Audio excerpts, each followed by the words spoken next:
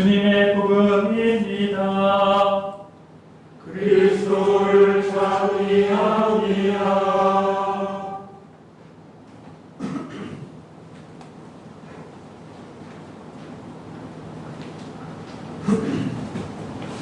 자리에 앉으십시오. 여러분 반갑습니다. 박태식 신부입니다. 제가 지지난주에 이제 앞으로 여기서 협동사제로 일하게 된다 하는 말씀을 드렸는데 이렇게 제가 얘기하는 건 이제 처음인 것 같아서 하여튼 저를 이 강남교회에 불러주셔서 우선 감사드립니다. 그리고 김연아 회장님하고도 말씀을 드렸는데 제가 여기서 뭘 할 수 있을까라는 걸 좀 생각을 해봤는데요. 제가 지금 성공회대학교에서 그 신약 성서학을 가르치고 있습니다. 제가 성서학 전공을 했어요. 제 강의 들어보신 분도 있고 안 들어보신 분도 있겠지만 성서학을 저 독일에서 공부했습니다. 그래서 지금 강의를 하고 있는데 그래서 성서 공부를 좀 해보자. 그렇게 되는 거죠. 물론 이게 지금 코로나가 지금 심각하니까 아직까지는 정부에서 모임을 자제해라. 근데 조만간 풀리지 않겠습니까? 그죠? 그리고 제가 또 영화 평론가기도 합니다. 그래서 한국영화평론가협회 이사예요, 제가. 그래서 제가 영화도, 좋은 영화도 좀 보여주고, 그렇게 하는 거를 좀 해볼까 싶습니다. 그리고 성경 공부를 할 때, 60세 이상만 받는 이런 식으로 해볼까 싶습니다. 하여튼, 누구나 해도 상관없지만, 그렇죠. 그래서 하여튼 제가 이제 은퇴하려면은, 여러분 보시기에는 아주 젊어 보인다. 최근에 수능을 봤느냐 이런 분도 계실지 모르지만 제가 나이가 많습니다. 그래서 1년 반이면 이제 은퇴해요, 저도. 그래서 하여튼 1년 반 동안 하여튼 열심히 해보겠습니다. 그리고 한 달에 한 번 또 설교도 하고 이런저런 얘기도 좀 같이 나누고 그래서 하여튼 즐겁고 재미있게 좀 해보려고 합니다. 그리고 제가 이렇게 설교하는 거를 양승우 신부님이 설교하는 거를 자세히 봤더니 15분에서 20분이 넘지 않더라고요. 큰일 났습니다. 제가 입을 열면 중간에 이게 통제를 못하는 사람이에요. 그래서 15분이 넘어가서 20분으로 간다. 그러면 디도가 저한테 이걸 한번 딱 해주세요. 네. 신부님 자제하십시오, 이런 거. 그래서 앞으로 설교가 길어지는 경우 누구 책임이다? 제 책임이 아니에요. 누구 책임이라고요? 기도 책임이에요. 기도가 이걸 안 해서 설교가 길어진다. 이렇게 생각하시면 되겠습니다.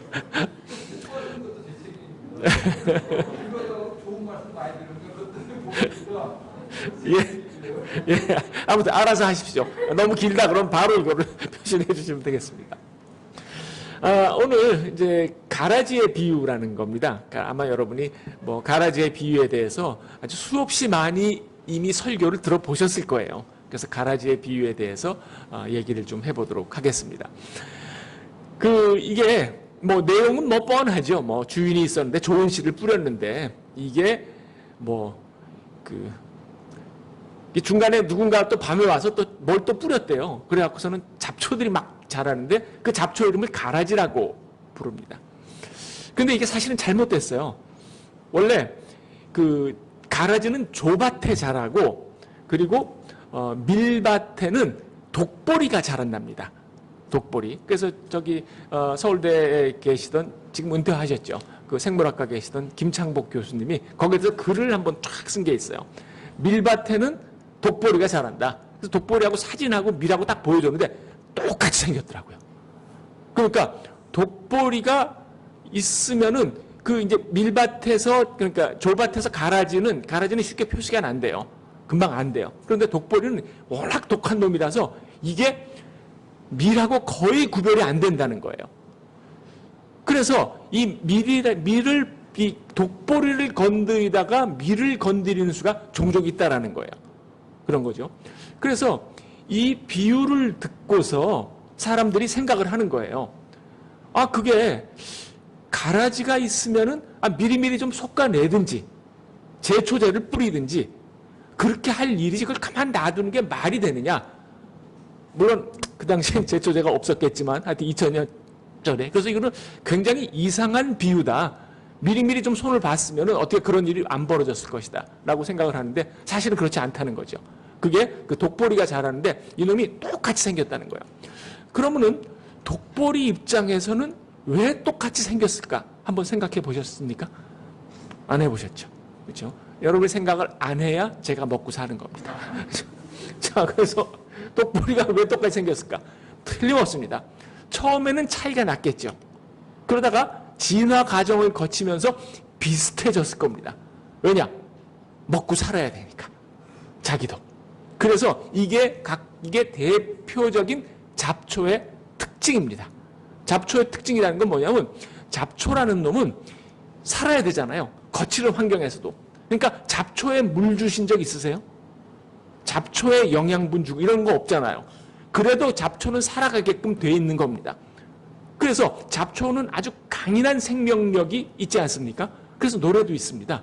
아무도 찾지 않는 바람 부는 언덕에 이름 모를 잡초야. 처음 들어보세요? 이거 젊은 사람들은 이렇게 무슨 소리가 나훈아라고 아주 시대를 주름잡았던 그 트로트 가수가 있습니다. 나훈아가 아무도 찾지 않는 바람 부는 이름 모를 잡초야. 그게 나중에 제가 이걸 다 한번 기회가 되면 처음부터까지 불러드리겠습니다. 근데 중간중간에 아주 저는 감동 이것저것 아무것도 없는 잡초라네. 잡초라는 게 그런 거예요. 그러니까 잡초는 괜히 손을 댈 수도 없고 요놈을 끌어내서 죽인다고 한들 또 잘하는 거죠. 그래서 이 잡초를 건드렸다가 이제 이게 뭐냐 한 해 농사를 망치는 경우가 종종 있다고 합니다. 그래서 거기서 주인이 얘기를 하는 거죠. 놔둬라. 그거 괜히 건드렸다가 밀까지 건드리면 혼난다. 그렇게 되는 거죠. 그래서 주인이 끝까지 기다렸다는 겁니다. 그러니까 이게 언뜻 보면은 상식적으로는 그 잡초를 미리미리 이렇게 솎아내면은 해결이 됐을 거를 어떻게 주인이 늦추고 하다가 결국 이 추수 때까지 이렇게 미루게 되는가라는 거를 가지고 우리가 문제 삼을 수가 있다는 거죠. 이게 예수님 비유의 특징입니다. 예수님께서 이제 3년의 공생활 하시는 동안은 수시로 이제 비유로 얘기를 하셨어요. 왜냐하면은 예수님은 하느님 나라가 어떤 곳인지 정확히 아는 분이었겠죠. 하느님이 누구인지 정확히 아는 분입니다. 그래서 예수님이 그 겟세마네에서 기도하실 때 주님 가능하면 어떻게 안 죽고 안 되겠습니까? 그래 밤새 기도하시잖아요. 근데 마지막에 가서 주님의 뜻이라면 죽어보겠습니다. 그런 거잖아요. 여러분 주님의 뜻 아세요? 전 모릅니다. 저는 지금 60을 훨씬 넘어도 아직도 주님의 뜻을 잘 모르겠어요. 왜 이 여자랑 나랑 결혼시켰지? 그게 아직도 지금 30년째 넘어 살고 있는데 이게 방송이 된다 그래서 방송이 된다 그랬죠? 그러니까 이거 어떻게 편집이 안 되나 모르겠어요. 하여튼 30년 넘어 살아도 이게 참 주님의 뜻은 묘하다 그런 생각이 들어요. 30년이 넘어 살아도 여전히 매일매일 만나보면은 내가 모르던 부분이 있어요. 신비해. 너무 신비해요. 그래서 이게 그러니까 모르는 거죠. 그렇죠? 근데 예수님은 하느님의 뜻을 딱 안다는 거 아닙니까? 하느님이 뭐라 그랬겠습니까? 그날 너 아무래도 죽어야 되겠다. 그러니까 예수님이 당신의 뜻이라면 내가 죽겠습니다 라고 말하는 걸 보면은 예수님은 하느님이 누구인지 정확히 아는 분이죠. 따라서 예수님이 하시는 말씀은 하느님의 말씀이니까 예수님 말씀을 쭉 쫓아가면 국물이 있겠습니까? 없겠습니까? 있습니다. 그렇죠? 예수님 따라가면 국물이 있다 없다? 그렇죠. 그러니까 우리는 죽기 살기로 예수님만 바라보고 가는 거죠. 동의를 안 하시는 거 보니까 아직 국물 맛을 못 보신 것 같은데 예수님 따라가면 아주 좋은 수가 생기는 겁니다. 그렇죠? 무슨 얘기를 하다 여기 왔죠? 하여튼 가라지 얘기를 하다가 그래서 예수님께서 비유로 얘기를 하시는데 하느님에 대해서 가르쳐 주시고 하느님 나라에 대해서 얘기를 하는데 이게 말을 해도 잘 못 알아먹어요. 사람들이. 하느님이 누군가 너 죽어야 되겠다고 제가 왜 죽습니까? 이렇게 나오지 그거를 이해하는 사람이 없잖아요. 그래서 예수님께서 비유라는 방법을 쓰는 겁니다. 그래서 비유라는 게 뭐냐면 사실 설명이 아니에요. 메타포죠.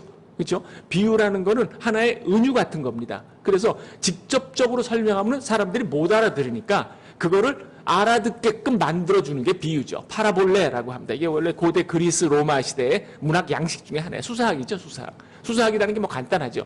내가 아는 거를 상대도 알아듣게끔 만들어내는 게 수사학. 입을 잘 놀리면 알아듣는다는 거 아닙니까? 그런데 예수님이 아주 그거에 아주 굉장한 전문가였습니다. 그래서 수사학을 쓰는 거죠. 비유라는 수사학. 비유의 특징이 뭐냐? 첫째, 알아들을 수 있다는 겁니다. 이렇게 설교를 보면은 설교를 한참 들어도 뭔 소린지 모르는 경우가 있잖아요. 하여튼 뭐 설교 이렇게 들어도 저는 이제 그런 설교 많이 들어요. 뭔 얘기를 했는데 미사여구를 잔뜩 들어놨는데 무슨 소리를 했는지 모르는 경우가 종종 있습니다. 예수님은 그런 현상을 딱 싫어한 거죠. 그래서 들으면 알아듣게끔 하겠다.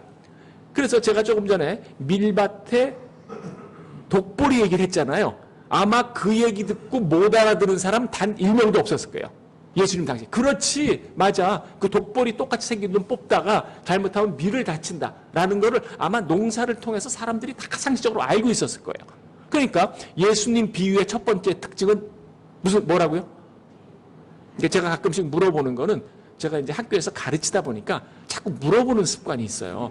이건 굉장히 나쁜 습관입니다. 설교에서 그렇게 하면 안 되거든요. 그러니까 제가 물어보고 제가 대답을 하니까 가만히 계시면 되겠어요. 왜 날 보고 물어보시지? 이렇게 걱정하실 필요 없습니다. 뭘 물어본다고요? 자, 예? 예. 그래서 이게 물어보는 거예요. 그럼 예수 사람들이 그게 이게 독보리라 그런 거를 누구나 쉽게 알 수 있다. 그래서 예수의 비유의 첫 번째 특징은 뭐냐면 누구나 들으면 즉시 안다라는 거예요. 어렵지 않습니다. 다만 그것이 오늘날 우리가 받아들이기는 좀 어려울 수가 있어요. 왜냐하면 그건 2000년 전의 풍습이니까, 2000년 전의 농사 방법이니까 오늘날은 알아듣기 힘든 거죠. 그래서 이제 뭐 저같이 이제 성서학 공부하는 사람들은 고대 그 시대에 어떻게 했는가 농사법 같은 거를 잘 연구를 합니다. 그래서 예수님의 비유가 도대체 이게 그 당시에는 어땠을까 하고서 시간 이동을 해서 그 당시에 사람들이 알아들었다라는 걸 설명하는 게 제 임무죠. 그래서 독보리에 대해서는 이제 좀 풀렸습니다. 그러면은 두 번째, 이 비유를 통해서 얘기하려고 하는 바가 무엇인가가 중요하겠죠. 이게 예수님 비유의 특징은 뭐냐 하면은 어렵지 않은 예를 드는데 거기에 뜻은 딱 하나라는 겁니다. 복잡하지 않아요. 왜 설교를 하다 보면은 들으면 첫째, 둘째, 셋째 이렇게 섬기는 분들 있잖아요. 성공의 신부님들 중에서도 다수가 있습니다.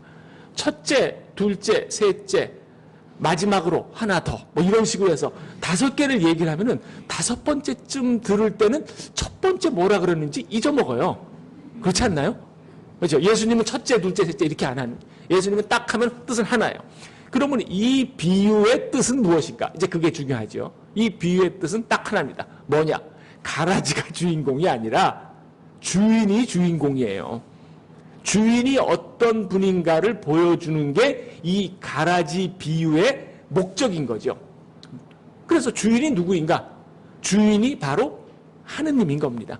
그러니까 예수님은 이 비유를 통해서 농사의 지혜를 알려준다? 이런 것도 아닙니다. 가라지를 누가 뿌렸는가? 이런 것도 아니에요. 주인이 어떤 분인가? 하느님이 어떤 분인가를 알려주는 거에 이 비유의 목적이 있는 겁니다. 그러니까 이 비유를 통해서 주인을 딱 얘기를 듣고 하느님은 이런 분이구나 라는 걸 알아들면 이 비유는 완성되는 겁니다. 그러면 여기에 나오는 주인이 중요한 거죠. 주인은 어떤 사람이냐? 딱 느낌이 그렇지 않습니까? 기다리는 사람, 끝까지 기다려주는 사람, 중간에 솎아내지 않는 사람, 기다려보자. 원수가 그랬구나. 그래서 마지막까지 좀 기다려주고 마지막까지 우리를 이렇게 벌을 주거나 이런 분이 아니다라는 거를 알 수 있죠. 그게 예수님이 갖고 있었던 하느님에 대한 아주 깊은 이해입니다. 하느님은 어떤 분이냐? 중간중간에 손을 보지 않는 분이라는 거죠. 끝까지 기다리는 분입니다. 그러니까 우리로서는 어떻습니까? 참으로 다행이죠. 안 그렇습니까? 하느님이 중간중간에 그때마다 손을 보기 시작했으면 저는 이미 날아갔습니다. 저는 이미 이 세상 사람이 하는 이 녀석 제가 지금까지 지은 죄를 말씀드리면 여러분 이 설교다가 다 나가실 겁니다. 저런 죄 많은 인간이 이렇게. 그러니까 하느님의 특징은 뭐냐 하면은 끝까지 건드리지 않는 거죠. 그러면은 우리가 중간중간에 야 요거는 잘못됐다. 윤석열이 조져야지. 또 야 이건 잘못됐다. 추미애가 막 해야지. 뭐 이런 걸 계속 우리는 이거 정치적인 발언 아닙니다. 그냥 예를 웃자고 하는 얘기입니다. 그죠? 이런 것도 이제 녹화해서 좀 빼주세요. 아무튼 이렇게 우리는 그때 그게 옛날보다 더한 것 같아요. 요즘은. 옛날에는 그래도 둘이 서로 이렇게 좀 싸움을 하다가 조금 다음날 지나서 가시 밥이나 한번 먹자. 뭐 아래 위층에 중간 소음이 있다 그러면 애들 좀 뛰어다니. 그리고 올라가서 또 조용히 좀 해주세요. 하고서는 문을 딱 열고 보면 그 집에 그 애가 나오지 않습니까? 그 애를 딱 보면은 아이고 너무 귀여워요. 그러니까 좀 살살 뛰게 하세요. 뭐 이런 식으로 하고 넘어갔잖아요. 옛날에는 어디 고발 고소를 해요. 요즘은 사람들이 참을성이 없어요. 조금이라도 손해를 보면 바로 고소 고발을 하는 거 아닙니까? 그렇죠? 그런 거 보면은 요즘은 제가 이게 나이가 들어서가 아니라 저 어릴 때만 해도 그런 것 같은데 요즘은 이상하게 고소 고발 또 쉽게 흥분하고 뭐 이런 거 잘 못 느끼세요? 예전하고 달라졌잖아요. 그래서 이제 말 한마디도 조심해야 되고 그런 세상이 됐습니다. 아무튼 인간은 그래요. 그런데 인간은 이건 잘못된 일이다 하면은 그때그때 평가해서 이것을 잘잘못을 가리는 것이 인간의 특징인데 하느님은 어떻다고요? 우리가 갖고 있는 윤리 기준과 우리가 갖고 있는 판단 기준과는 완전히 달리 돌아가는 분이에요. 그걸 이제 절대 타자라고도 합니다. 나하고 완전히 모르겠다. 하느님은 모르는 게 법칙입니다. 그렇죠? 하느님의 뜻은 내가 하느님의 뜻을 시행하기 위해서 이런 일을 하겠다라고 말하는 건 말이 안 되는 거예요. 하느님 그걸 원하는지 안 하는지도 모르는데. 그러니까 어떻게 한다고요? 하느님은 우리는 이 주변에 여러분 잘못한 사람이 있다 그러면 그 사람이 그렇게 하는 거를 내가 판단해서 정죄를 하면 안 된다 이거죠. 그거는 예수님도 얘기를 했습니다. 주변에 누가 잘못하면 하느님한테 맡겨놔라. 막판에 손 보신다.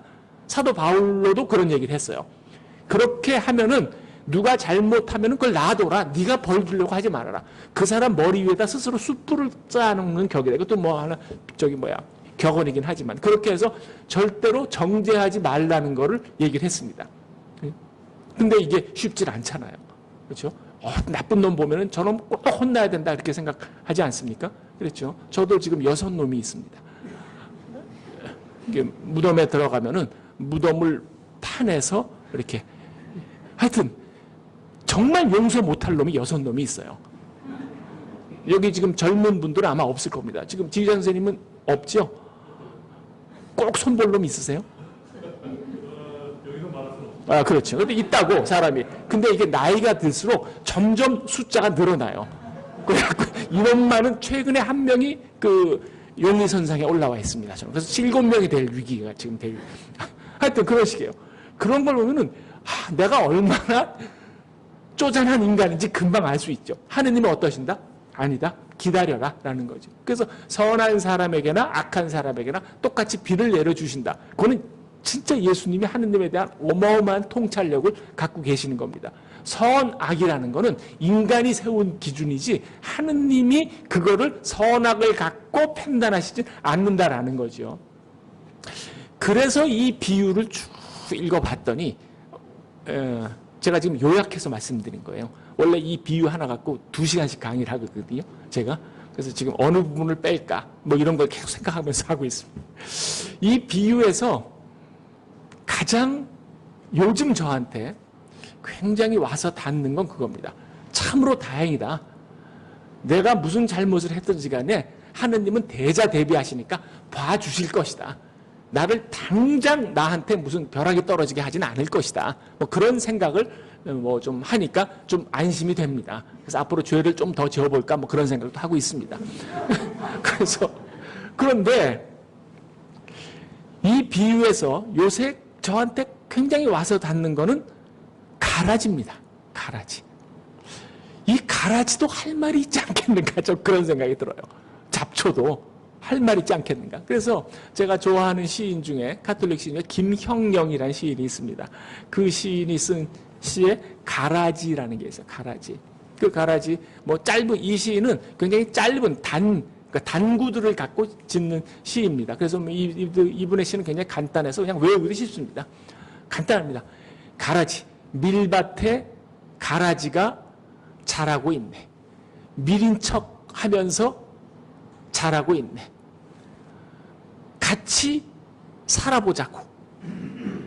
사는 게 다 그런 거 아니냐고. 저 혼자 고개 들고 자라고 있네. 딱 그거예요.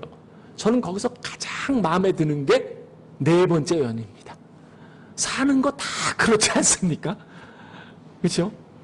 그 가라지가 갖고 있는 삶의 지혜라든가 삶을 표현하는 게 사는 게 다 그렇잖아요. 뭐 큰 차이가 있겠습니까? 내가 얼마나 잘났다고 가라지를 벌을 줄 수 있겠습니까?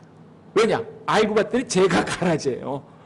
저를 안 뽑고 그래도 제가 지금 64살인데 64살까지 그래도 데리고 오신 게 얼마나 감사합니까? 그러니까 예수를 믿으면 국물이 있다 없다. 확실하게 있다 이거죠. 제가 지금 살아보니까 정말 그런 것들이 있어요. 그래서 사는 게 다 그런 거 아니냐고 하는 게 제가 굉장히 요즘 생각하고 있는 겁니다. 이 비유를 읽으면서 물론 이제 학문적으로 보면 아까 제가 말씀드렸듯이 예수의 비유는 뭐 그 당시에 정황을 표현한다. 예수의 비유는 쉽다. 뜻은 하나다. 하느님을 누군가 표현한다. 라는 거를 이렇게 쭉 해서 학문적으로는 정리할 수 있겠지만은 결국 예수님이 학문적으로 정리하라고 이 비유를 말씀하신 건 아니거죠.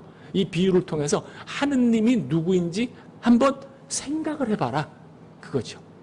하느님이 누구인지 생각을 하고 네 자신이 누구인지 한번 생각해봐라. 그래서 비유를 말씀하신 것이고 그 비유를 2000년이 지난 지금에도 저한테는 굉장히 중요한 금과 옥조와 같은 겁니다. 그래서 비유가 갖고 있는 그런 박력이라고나 할까요? 비유가 갖고 있는 나를 움직이는 힘 같은 것이 있습니다. 그래서 앞으로 제가 성경 공부를 하게 되면은 비유를 한번 대차게 공부를 한번 해보면 어떨까? 뭐 그런 생각이 있습니다. 이 비유가 예수님이 한 40편 정도를 얘기를 하셨어요. 굉장히 많습니다. 그렇죠? 40번 정도 해서 그 하나하나씩 이렇게 뜯어보는 재미가 좀 있습니다. 그래서 나중에 그걸 한번 하면 어떨까? 뭐 그런 생각이 있는데 아무튼 코로나가 빨리 사라지든지 뭘 어떻게 자기네가 크게 반성을 하고 코로나 스스로 자살을 하든지 뭐 무슨 방법이 생겨야지 이래서는 안 되지 않겠나 그런 생각이 듭니다. 아무튼 여러분 이제 만나서 반갑고요. 앞으로 우리가 매주 만나면서 좀 즐겁고 아름다운 추억들을 좀 만들어 가기를 바랍니다. 감사합니다.